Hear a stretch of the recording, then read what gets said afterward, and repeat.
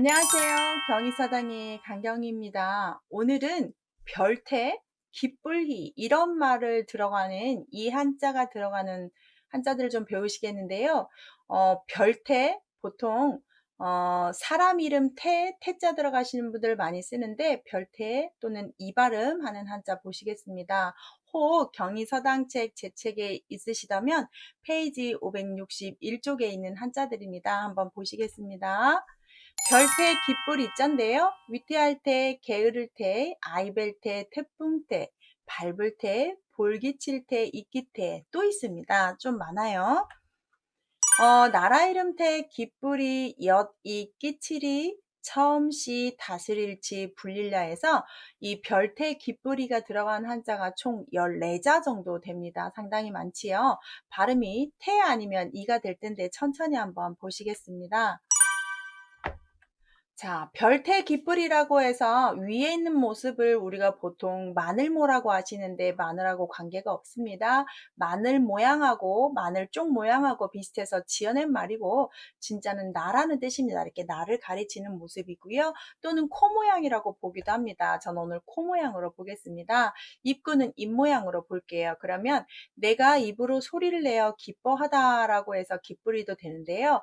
코와 입이 있으니 생명을 유지하는 숨구멍들이어서 보통 목숨태라고들 많이 표현을 합니다.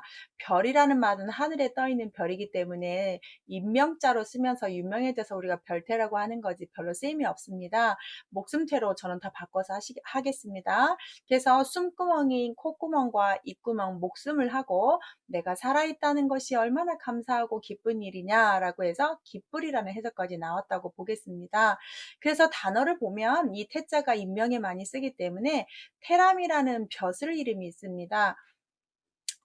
이품 이상의 벼슬아치나 높은 사람에게 글이나 그림 등을 보낼 때 이제 살펴보소서라고 하는 겉봉투에 높여 쓰는 말입니다. 아까 제가 말한 벼슬 이름이 아니라 그 높은 사람 고위 간직한테 우리가 이게 동봉합니다. 보십시오 라고 할 때 쓰는 용어가 테람이라는 단어가 있습니다. 요즘은 이메일을 하고 문자를 하기 때문에 절대 보낼 일이 없을 것 같은데요. 높은 벼슬아치한테 글을 보낼 때 임금님은 아니잖아요. 임금님한테는 상소문이라는 것이 가지만 그런 높은 분한테 편지를 보고 한 번만 봐주다라는 표현으로 테람이라고 썼다고 하네요. 참고하시면 좋겠고요.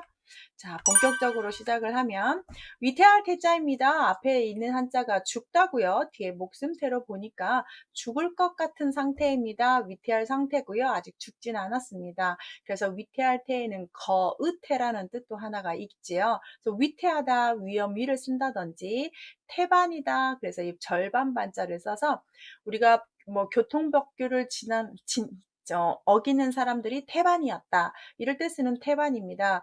반절은 넘어서는 숫자입니다. 거의 반절 정도 됐다니까 많이 잡아서 70%, 어림 잡아서 한 60% 정도 되는 걸 우리가 태반이라고 보면 좋겠고요.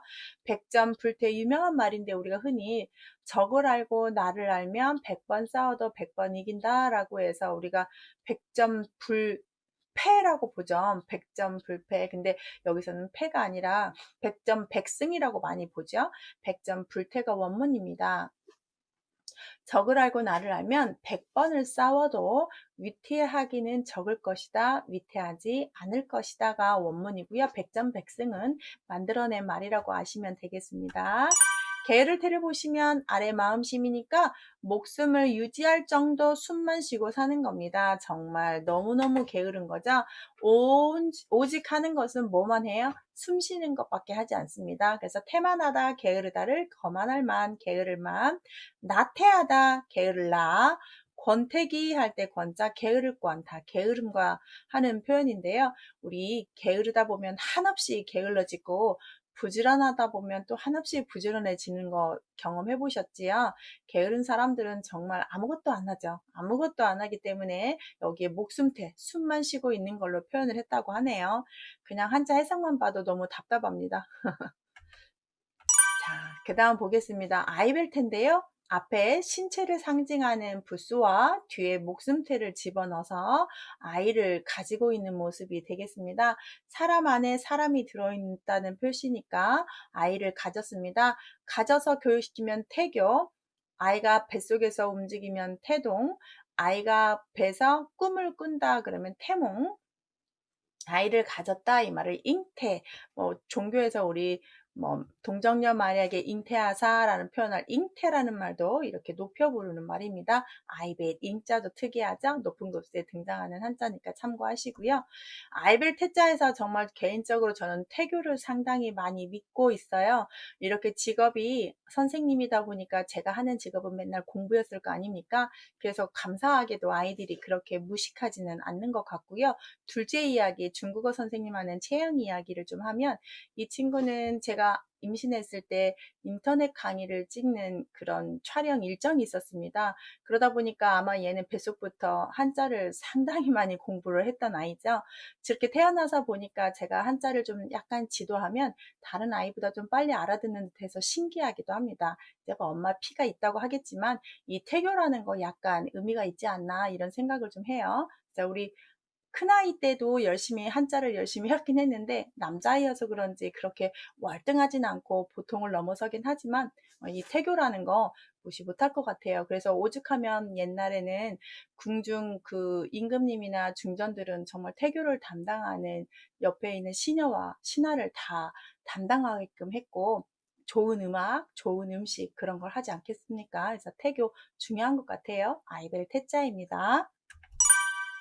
태풍때를 좀 보실게요. 바람 풍자의 목숨태인데 바람이긴 바람인데 사람의 목숨까지 빼앗아 갈 수 있는 바람이라고 보시면 좋겠죠? 태풍, 정말 태풍 오면 너무너무 무섭습니다. 정말 사람의 목숨이 파리 목숨처럼 위태하게 느껴질 때도 있는데요. 목숨을 앗아갈 수 있는 바람입니다. 밟을 때는 발족이 밥달을 주고 목숨 태자인데요. 여기 우리 흔히 태권도 하면 태자가 그 큰 데에다가 점 찍어서 하는 태권도를 아는데 그 태권도 안 씁니다. 이 밟을 때를 씁니다. 왜냐하면 우리 태권도는 발과 손으로 이루어진 권법입니다. 그래서 태권도 할 때 발차기 너무 멋있잖아요. 그래서 태가 밟을 태라는 거 클 태 아닙니다. 그러면 여기에 보시면 이 목숨 태니까 이 발동작 하나하나가 어떤 목숨을 함부로 여기며 짓밟을 수도 있는 거고, 사람의 목숨을 좌지우지할 수 있는 권법이라는 뜻도 되겠지요. 태작이라는 깔개 자나 적발음을 하는 것은 짓밟다, 발로 밟아버리다 라는 말로 짓밟음을 상징하는 한자도 되네요. 태권도로 잘 알아두셨으면 좋겠어요. 볼기칠 때는 흔히 우리가 태형이라고 하는 태자인데요. 대나무 종류의 막대기로 사람의 목숨을 앗아갈 정도로 때려치는 겁니다. 볼기라고 하면 우리 엉덩이 생각하시면 좋겠는데요. 태장이라고 해서 볼기칠 태자와 이건 장자는 우리가 큰 몽둥이 장자입니다. 그래서 이거를 정확히 말하면 태형과 장형으로 나누는 한자인데 형벌입니다. 태형은 매로 엉덩이 볼기를 치는 거고요. 장형은 곤장으로 치는 건데 뭐가 더 아플까요? 당연히 장형이 더 아프고요. 옛날 이 형벌을 보게 되면 우리가 사극에서 이렇게 십자 틀에다가 엎어져 놓고 엉덩이를 때리는데, 태형은 우리 아이들 이렇게 체벌할 때 썼던 얇은 매 정도로 생각하시면 되고요. 장형이 밥주걱이라고 생각할 정도가 아니라 우리 배를 저는 노 있죠, 노. 그 정도의 큰 막대기인데요. 보통은 30대 정도 맞으면 질식을 하고 과다 출혈로 사망을 합니다. 당연히 100대는 사망이죠. 10대만 맞아도 걸어 나오기 힘들 정도의 형벌입니다. 근데 뭐 이 장형이라는 것 자체가 어떻게 되냐면, 귀향을 보낸다고 할 때 이 장형 10대에서 최소 50대를 맞고 귀향길에 오른다고 합니다. 뭐 상처야 당연히 당신이 치료를 해야 되는 거고, 귀향길에 가는 데에도 기한을 줬다고 하지요. 기한 안에 도착하지 못하면 다시 형벌이 추가되기도 하고, 이렇게 맞고 귀향길에 가니 가다가 죽는 사람도 허다했습니다. 그래서 조선시대의 형벌 중에 이 장형은 함부로 맞는 게 아니었고, 맞으면 거의 죽으라고 맞는 그런 거였는데, 이 장형이라는 게 일제 강점기 때 1910년대에 일제가 우리 조선인만 어떤 형벌을 내릴 때 이런 태형을 내렸다고 하지요. 우리 조선인만 아주 미개인 취급을 한 거죠. 일명 때려 죽이겠다는 얘기죠. 정말 안타까운 볼기를 칠 태자에 그런 형벌이라는 종류가 있다는 거 참고하셨으면 좋겠고, 자, 이끼태자는 풀초를 썼으니까 이끼체인데요. 이 목숨태를 약간 어떻게 해석하면 되냐면 이끼라는 이 식물이 아주 생명력이 아주 끈질기고 오래되고 정말로 저 강한 생명력을 가진 이끼예요. 그래서 태선이라고 할 때 이끼선을 써서 이끼의 원 한자 이름이고요. 우리가 보통 해태라고 할 때 짐승 해태태도 있는데요. 여기서는 바다의 이끼가 바로 해태를 김이라고 합니다. 다 알고 계셨죠? 김을 한자로 해태라고 합니다. 나라 이름 태자는 주나라 때의 한 나라 이름이고요. 위 오른쪽에 오는 건 다 고을인 거 아시죠? 그래서 목숨태 나라 이름을 상징하는구나 이렇게 보시면 좋겠습니다. 근데 이 발음으로 넘어왔는데요. 이제 이 발음 보시게요. 앞에 마음을 쓰고 기쁠 이자로 바꿔서 쓰는데 얘가 태 발음, 이 발음 했으니까 기쁘다입니다. 숨 쉬고 있는 것이 감사하다. 살아있는 게 감사하다. 오늘 하루가 감사하다. 기쁘다. 이렇게 보시면 돼요. 그래서 앞에 마음이 기쁘다가 되니까 기쁜 얼굴색이니까 이색이라든지 이열이다 그러면 기쁘다라고 하는 한자가 되겠습니다. 기뻐서 좋아하게 되는 거죠. 이거를 조금 바꿔서 제가 여기는 한글이고 이렇게 한자와 바꿔야 되는데 이렇게 되는 거 좀 양해해 주시고요. 이해는 하시죠? 기쁠 열자입니다. 옆 이자를 보시는데 앞에 밥식에다가 뒤에는 한자가 이자입니다. 그래서 우리가 뭔가 기쁘게 먹을 수 있는 건데요. 밥이 아니라 달콤한 엿을 먹습니다. 얼마나 달콤하고 맛있겠습니까? 저는 제일 좋아하는 간식이 커피랑 먹는 초콜릿입니다. 얼마나 살이 찌겠습니까? 그런데 그 달콤한 맛하고 그 아메리카노하고 먹는 그 맛이 상당히 스트레스도 풀리고 초콜릿을 뭐 이렇게 다크 초콜릿을 먹긴 하는데 이 엿이 옛날 사람들은 초콜릿이 없으니까 엿을 먹었겠죠. 엿 기쁘게 먹는 간식이라고 생각하시면 좋겠고 이 엿이라는 표현에 이당이라고 해서 엿 이자와 엿 당자를 써서 엿을 이당이라고도 합니다. 옛날에는 이 엿이 유일한 달콤한 간식이었잖아요. 기억해요. 엄마가 갯엿이라고 하는 갈색 그런 엿도 줘서 어렸을 때 먹었던 기억인데요.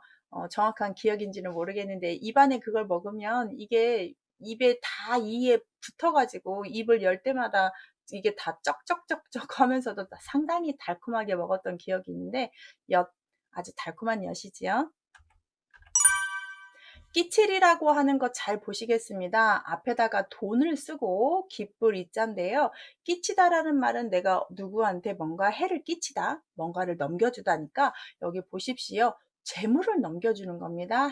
해를 끼치다도 되지만 뭔가의 기쁜 마음으로 넘겨주는 거예요. 그래서 돈을 넘겨주다라고 해서 이훈, 그럼 조상의 자손한테 뭔가 넘겨주는 교훈입니다. 그래서 끼칠 이자는 넘겨주다, 돈을, 재물을 남겨주다 이렇게 보시게요.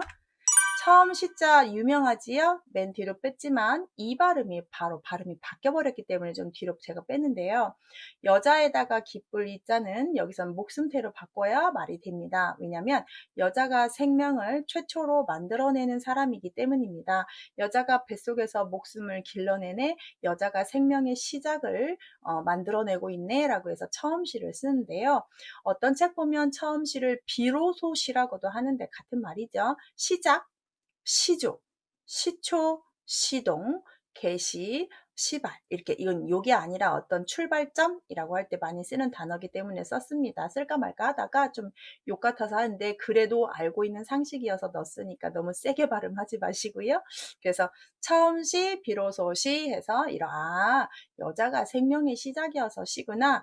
이 훈음을 외우는 건 괜찮으신데 이 발음 시자 발음 때문에 상당히 많이 오답률이 있어요. 왜냐하면 지금까지 얘가 태나 이 발음을 하더니 시가 됐잖아요. 다시 또 다른 발음을 볼게요. 얘는 아예 이제 치 발음을 하게 되는데요. 제가 저번에 저수지 이야기 한번 해드렸잖아요. 이 물이라는 것을 잘 다스려야 사람은 물 없으면 공기 없으면 죽잖아요. 그래서 목숨을 유지하기 위해서 물을 잘 다스려야 된다 해서 치수라고 하는데 이것처럼 물을 잘 다스려서 농경을 한다든지 물을 깨끗이 해서 식수를 관리한다든지 이럴 때 쓰는 것처럼 정치를 잘하는 것을 이렇게 정사를 잘 돌보는 걸 정치라고 한다든지 편안하게 다스려주는 걸 치안이라고 한다든지 먼 걸 없애버리면서 하는 걸 퇴치라고 한다든지 어려운 병을 다스리는 걸 난치병이라고 하는 게 다스리기가 어려운 병이겠죠? 다스리기 어려운 병. 치유라고 하는 것은 나을 유, 병이 나을 유예요. 그래서 병을 잘 낫게끔 다스렸다는 뜻입니다. 자, 이 물로 인해서 사람의 목숨과도 같은 물을 잘 다스려야 된다입니다. 정말 물 소중하죠? 물 아껴 써야 되고 물 오염 최소화해야 되는 거 맞습니다. 점점점 어렸을 때 봤던 그 맑은 물이 없어요. 기억도 없고 우리 뭐 지금 수돗물이야 다 약품 처리해서 이렇게 만드는 거지 자연적으로 깨끗한 물 계곡에서 본 적이 언젠가 싶어요. 다스릴 치. 마지막 잔데요. 불릴려는 다스릴 치와 잘 보십시오. 물수였을 때는 다스릴 치인데 얼음이 들어가면 불릴려인데요. 이 불리다라는 말은 뭔가 이렇게 풀어나다, 녹아나다, 녹여버리다라는 뜻인데요. 얼음이 점점점 녹고 있다로 해석하시면 좋겠는데 야금이라고 해서 광석에서 쇠붙이를 골라내거나 합금을 만드는 일을 야금이라고 하고요. 여기 도야가 제일 중요하죠. 별표입니다. 훌륭한 인격을 갖추려고 몸과 마음을 닦는 걸 도야라고 합니다. 질그릇 도자입니다. 우리가 도자기 하나 만들기 위해서 얼마나 많이 노력을 해야 예쁜 도자기가 나오잖아요. 그것처럼 앞에 수식어로 우리가 인격도야라고 많이 쓰죠. 하루아침에 되지 않는 것이 성품을 완성하는 거니까요. 그래서 질그릇 도와 불릴야, 쇠를 잘 마름질해서 불려서 단단하게 만드는 것처럼 도자기 만드는 것처럼 쇠를 잘 불려서 단단한 좋은 쇠로 만드는 것처럼 계속 갈고 닦는 걸 도야라고 합니다. 그래서 이 불릴야는 뭔가 이렇게 점점점 쇠를 녹여가는 작업으로 보시면 좋겠어요. 얼음 녹이듯이 쇠를 녹이면서 쇠를 단련하면서 쇠를 만들어가는 그런 한자로 보면 됩니다. 위태할 때, 게으를 때, 아이벨 때, 태풍 때, 밟을 때, 볼기칠 때, 익히 때는 태자였는데요. 나라 이름 태를 넘어서서 기쁘리 여디 끼치리까지는 이더니 처음 쉬는 시, 다스를 치는 치, 불리려는 야 이렇게 세 개는 많이 쓰면서도 발음이 상당히 많이 바뀌었으니까 조심하셔야 될 것 같습니다. 오늘은 별태 기쁘리 목숨 태자 배우셨습니다. 다음 시간에 다른 한자 한번 보여드릴게요. 감사합니다.